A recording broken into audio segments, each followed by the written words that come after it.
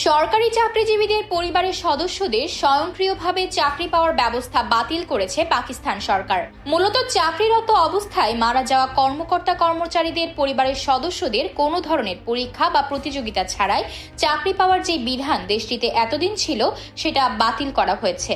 শনিবার এক প্রতিবেদনে এই তথ্য জানিয়েছে পাকিস্তানি সংবাদ মাধ্যম এক্সপ্রেস ট্রিবিউন। সংস্থাটি বলছে, চাকরিরত অবস্থায় মারা যাওয়া সরকারি কর্মচারীর পরিবারের সদস্যদের চাকরি দেওয়ার সুবিধা বাতিল করেছে সরকার। এ বিষয়ে সুপ্রিম কোর্টের সিদ্ধান্ত বাস্তবায়নে সব মন্ত্রণালয় ও বিভাগকে আনুষ্ঠানিক নির্দেশনা দিয়েছে দেশটির সংস্থাপন বিভাগ।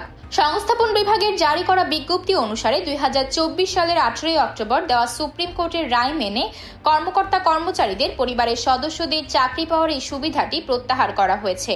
এই সিদ্ধান্ত সুপ্রিম কোর্টের রায়ের তারিখ থেকে কার্যকর হবে। তবে মৃত কর্মচারীদের পরিবারের সদস্যরা এখনও প্রধানমন্ত্রীর সহায়তা প্যাকেজের অধীনে অন্যান্য সুবিধার জন্য যোগ্য হবেন। স্মারকলিপিতে স্পষ্ট করা হয়েছে, সন্ত্রাসী হামলায় প্রাণ হারানো আইন শৃঙ্খলা বাহিনীর সদস্যদের পরিবারের জন্য এই সিদ্ধান্ত প্রযোজ্য হবে না। এছাড়া সুপ্রিম কোর্টের সিদ্ধান্তের আগে সম্পন্ন করা নিয়োগগুলো এই রায়ের কারণে প্রভাবিত হবে না।